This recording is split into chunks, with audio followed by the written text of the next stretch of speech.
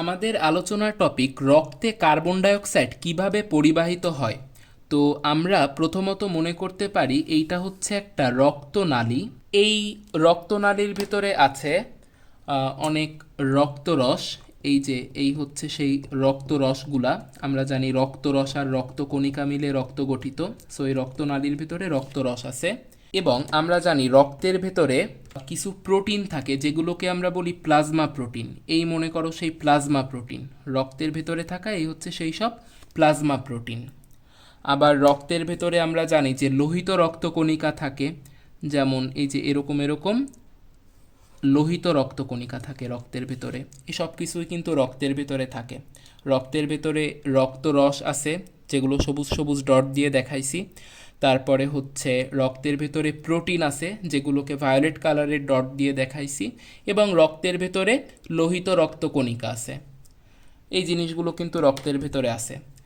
এখন রক্তের ভেতর দিয়ে যদি কার্বন ডাই অক্সাইড পরিবাহিত হয়, তাহলে এই কার্বন ডাই অক্সাইডটা আসলে কেমনে পরিবাহিত হবে।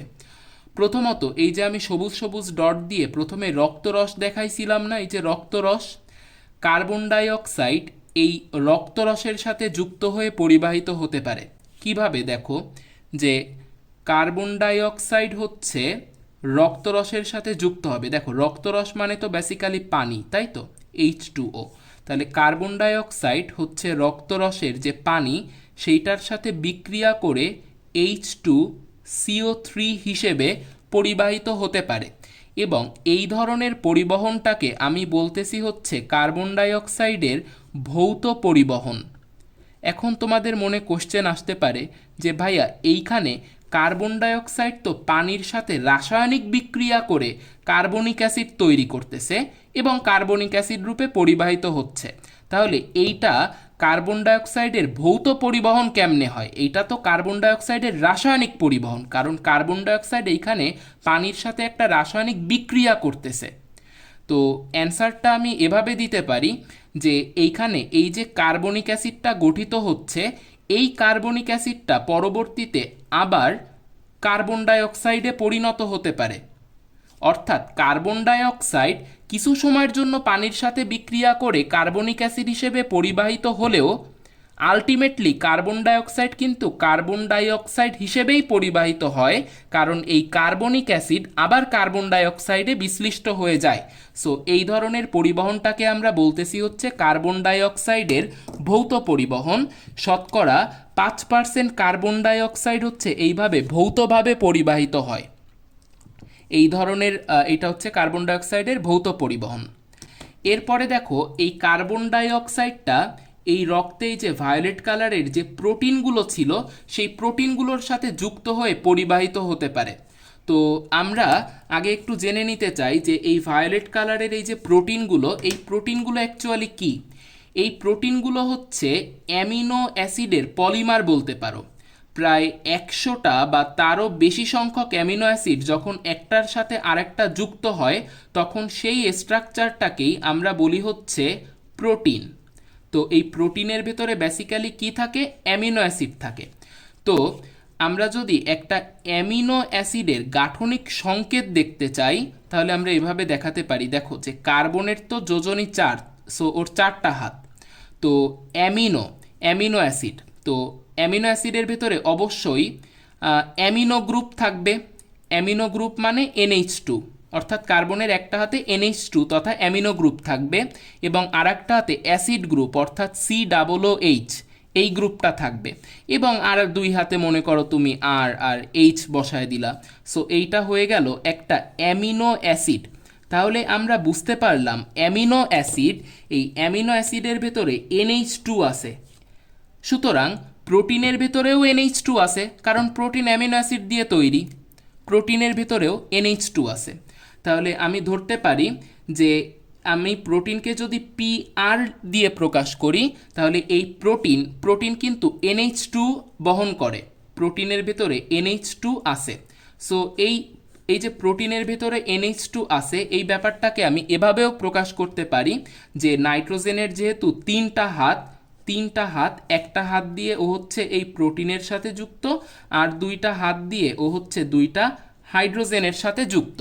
তো এই প্রোটিনের সাথে কার্বন ডাই অক্সাইড এসে যুক্ত হতে পারে এবং গঠন করতে পারে, কি গঠন করতে পারে দেখো, মূলত এই যে প্রোটিনের যে NH2 গ্রুপ, এই NH2 গ্রুপের এই যে হাইড্রোজেনটা, এই হাইড্রোজেনটার আগে এসে কার্বন ডাই অক্সাইড যুক্ত হয়ে যায়। কিভাবে যুক্ত হয় দেখো, এই হয়ে গেল আমার প্রোটিন, এবং প্রোটিন কি বহন করে, NH2 বহন করে।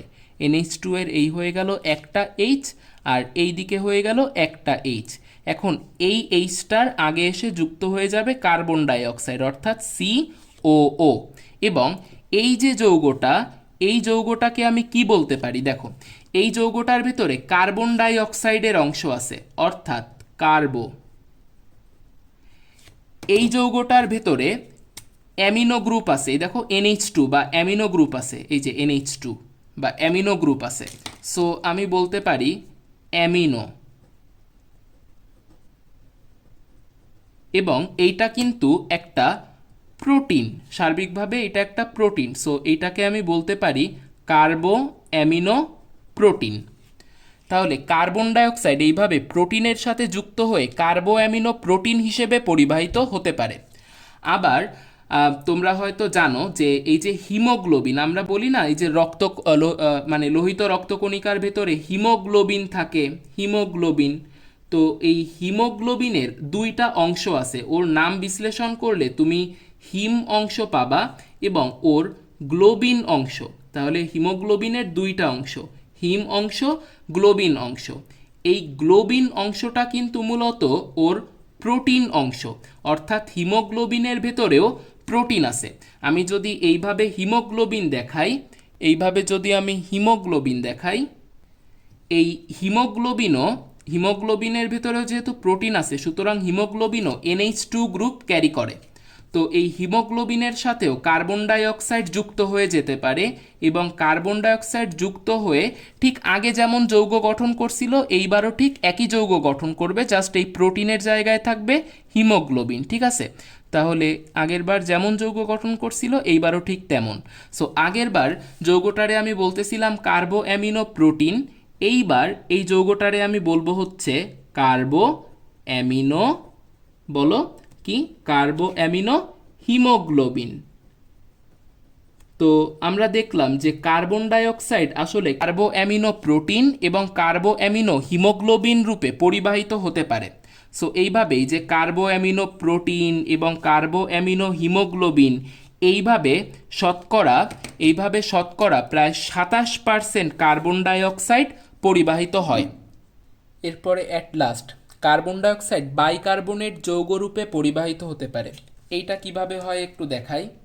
যে মনে করো যে এইটা হচ্ছে আমাদের রক্তনালী, এবার রক্তনালীটাকে অনেক বড় করে আঁকতেছি, এইটা হচ্ছে আমাদের রক্তনালী। এই রক্তনালীর ভেতরে মনে করো যে রেড ব্লাড সেল বা আরবিসি আছে, এবং আরবিসির পাশে কি আছে, অনেক রক্তরস আছে।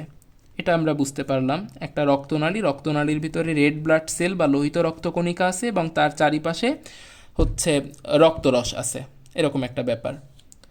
তো কার্বন ডাই অক্সাইড যেহেতু একটা গ্যাসীয় পদার্থ, কার্বন ডাই অক্সাইড কী করতে পারে, কার্বন ডাই অক্সাইড হচ্ছে লোহিত রক্তকণিকার ভেতরে ঢুকে আসতে পারে, এবং এই কার্বন ডাই অক্সাইড লোহিত রক্তকণিকার ভেতরে থাকা পানির সাথে বিক্রিয়া করে সেই আগের মতন H2CO3 বা কার্বনিক অ্যাসিড তৈরি করতে পারে। এবং আমরা জানি এই কার্বনিক অ্যাসিড হচ্ছে বিশ্লিষ্ট হয়ে হাইড্রোজেন আয়ন এবং HCO3- অর্থাৎ বাইকার্বনেট আয়নে পরিণত হতে পারে। তো এই যে বিক্রিয়াটা করার জন্য দায়ী যে এনজাইম, সেই এনজাইমটার নাম হচ্ছে কার্বনিক অ্যানহাইড্রেস। এই কার্বনিক অ্যানহাইড্রেস হচ্ছে লোহিত রক্তকণিকা, অর্থাৎ এইটা কি আঁকছি আমরা, আমাদের একটা আরবিসি বা লোহিত রক্তকণিকা। এই আরবিসির ভেতরে কার্বনিক অ্যানহাইড্রেস খুব বেশি থাকে, এই কারণে এই লোহিত রক্তকণিকার ভেতরে এই বিক্রিয়াটাও বেশি হয়, অর্থাৎ লোহিত রক্তকণিকার ভেতরে এই বাইকার্বনেট আয়ন থাকে অনেক বেশি। তো যেহেতু অনেক বেশি বেশি বাইকার্বনেট আয়ন থাকে, তো এর থেকে কিছু বাইকার্বনেট আয়ন এসে এসে হচ্ছে পটাশিয়ামের সাথে যুক্ত হয়, এবং পটাশিয়ামের সাথে বাইকার্বনেট আয়ন যুক্ত হলে আমরা ব্যাপারটাকে বলতে পারি পটাশিয়াম বাইকার্বনেট। এটা হচ্ছে কোষের ভেতরে হয়। মনে রাখবা যে সোডিয়াম আর পটাশিয়াম এরা কিন্তু দুই ভাই। এখন সোডিয়াম কোথায় থাকে আর পটাশিয়াম কোথায় থাকে? আমি বললাম যে সোডিয়াম লোহিত রক্তকণিকার ভেতরে থাকবে নাকি পটাশিয়াম লোহিত রক্তকণিকার ভেতরে থাকবে। দেখো, আমরা সচরাচর বলে থাকি যে অমুক ছেলেটার ভিতরে প্রচুর পোটেনশিয়াল আছে, অর্থাৎ পোটেনশিয়াল থাকে ভেতরে, অর্থাৎ পটাশিয়াম থাকে হচ্ছে লোহিত রক্তকণিকার ভেতরে, আর সোডিয়াম থাকে হচ্ছে লোহিত রক্তকণিকার বাইরে, অর্থাৎ সোডিয়াম থাকে হচ্ছে এই রক্তরসে। আচ্ছা, তো যেহেতু এইখানে অনেক বাইকার্বনেট, এখানে যেহেতু অনেক কার্বনিক অ্যানহাইড্রেস লোহিত রক্তকণিকার ভেতরে, সো লোহিত রক্তকণিকার ভেতরে অনেক বাইকার্বনেট, সেই অনেক বাইকার্বনেটের কিছু বাইকার্বনেট হচ্ছে পটাশিয়াম আয়ন, যেটা লোহিত রক্তকণিকার ভেতরে থাকে, সেই পটাশিয়াম আয়নের সাথে যুক্ত হয়ে পটাশিয়াম বাইকার্বনেট গঠন করে। আবার কিছু বাইকার্বনেট আয়ন কি করে দেখো, যেহেতু এইখানে বাইকার্বনেট আয়নের ঘনত্ব খুবই বেশি, আমরা জানি যে আয়ন উচ্চ ঘনত্বের এলাকা থেকে নিম্ন ঘনত্বের এলাকার দিকে যায়, তাহলে এই দিকে এই এলাকায় রক্তরসে বাইকার্বনেট আয়নের পরিমাণ কিন্তু কম, কারণ আমাদের রক্তরসে কিন্তু এই কার্বনিক অ্যানহাইড্রেস এই এনজাইমটার পরিমাণও কম। এই কারণে আমাদের রক্তরসের ভেতরে এই বিক্রিয়াটা হয় না, এবং এই বিক্রিয়াটা যদি না হয় তাহলে বাইকার্বনেটও হচ্ছে কম উৎপন্ন হয়, ফলে আমাদের রক্তরসে বাইকার্বনেট আয়নের পরিমাণ কম। সো এইখানে বাইকার্বনেট আয়নের পরিমাণ বেশি, এইখানে বাইকার্বনেট আয়নের পরিমাণ কম। আমরা জানি যে আয়ন হচ্ছে উচ্চ ঘনত্বের এলাকা থেকে নিম্ন ঘনত্বের এলাকার দিকে ব্যাপিত হয়। সো এই সূত্র অনুসারে এই বাইকার্বনেট আয়নটা আসলে লোহিত রক্তকণিকা ভেদ করে জাস্ট রক্তরসের ভেতরে চলে আসবে। তাহলে দেখো, এই লোহিত রক্তকণিকার ভেতর থেকে এই মাইনাস চার্জটা বের হয়ে আসলো, এই বাইকার্বনেট আয়নটা বের হয়ে আসলো। এবং আমরা জানি কি লোহিত রক্তকণিকার ভেতরে আসলে কে আছে, আমরা কি জানি রক্তরসের ভেতরে কে বেশি আছে, রক্তরসের ভেতরে বেশি আছে সোডিয়াম, লোহিত রক্তকণিকার ভেতরে বেশি আছে কে, পটাশিয়াম, আর রক্তরসে বেশি আছে সোডিয়াম। সো এই যে বাইকার্বনেটটা বের হয়ে আসলো, এই বাইকার্বনেটটা সোডিয়ামের সাথে যুক্ত হয়ে সোডিয়াম বাইকার্বনেট গঠন করে। অর্থাৎ আমরা বলতে পারি যে কার্বন ডাই অক্সাইড লোহিত রক্তকণিকার ভেতরে পটাশিয়াম বাইকার্বনেট রূপে পরিবাহিত হয়, কিন্তু লোহিত রক্তকণিকার বাইরে অর্থাৎ রক্তরসে কার্বন ডাই অক্সাইডটা হচ্ছে সোডিয়াম বাইকার্বনেট রূপে পরিবাহিত হয়। তো একটা ব্যাপার দেখো, লোহিত রক্তকণিকার ভেতরে কিন্তু বাইকার্বনেট আয়নের পরিমাণ বেশি বিধায় বাইকার্বনেট আয়নটা ব্যাপন প্রক্রিয়ায় উচ্চ ঘনত্বের এলাকা থেকে নিম্ন ঘনত্বের এলাকার দিকে চলে যাচ্ছে, ফলে এই লোহিত রক্তকণিকার ভেতরে নেগেটিভ চার্জের একটা হাহাকার তৈরি হবে, এবং প্রকৃতি শূন্যতা পছন্দ করে না। এই কারণে এইখানে যে নেগেটিভ চার্জের শূন্যতা হয়েছিল, সেই শূন্যতা ফিল আপ করার জন্য রক্তরস থেকে ক্লোরাইড আয়ন এই লোহিত রক্তকণিকার ভেতরে প্রবেশ করবে।